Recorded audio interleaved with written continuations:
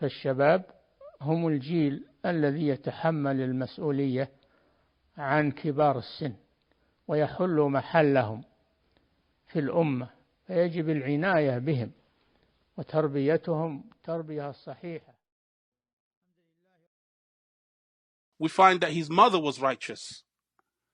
Sufyan At-Thawree, rahimahullah.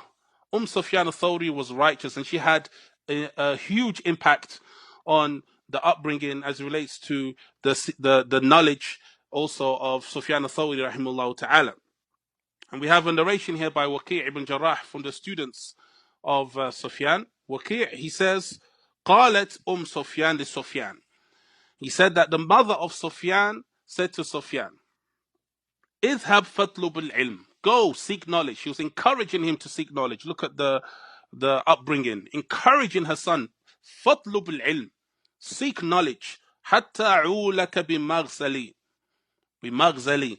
I will fund you with my work. Yani she used to weave cotton. She used to weave cotton, so she used to work, barakallahu fikum, so she can facilitate Sufyan Ath-Thawree's seeking of knowledge.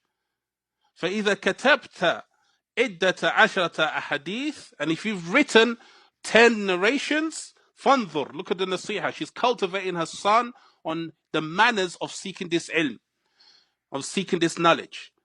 She said, if you write 10 narrations, look, yani ask yourself, هل تجد في نفسك زيادة? Do you find an improvement in yourself? Meaning improvement in yourself, it relates to your deen, your iman, your love of Allah, your tamassuk, your clinging to the deen. هل تجد في نفسك زيادة؟ فاتبعه وإلا فلا تعني or تتعني. She said, rahimahullah, if you find, barakallahu fikum, that you've had an increase in yourself, improvement in yourself, then follow and continue.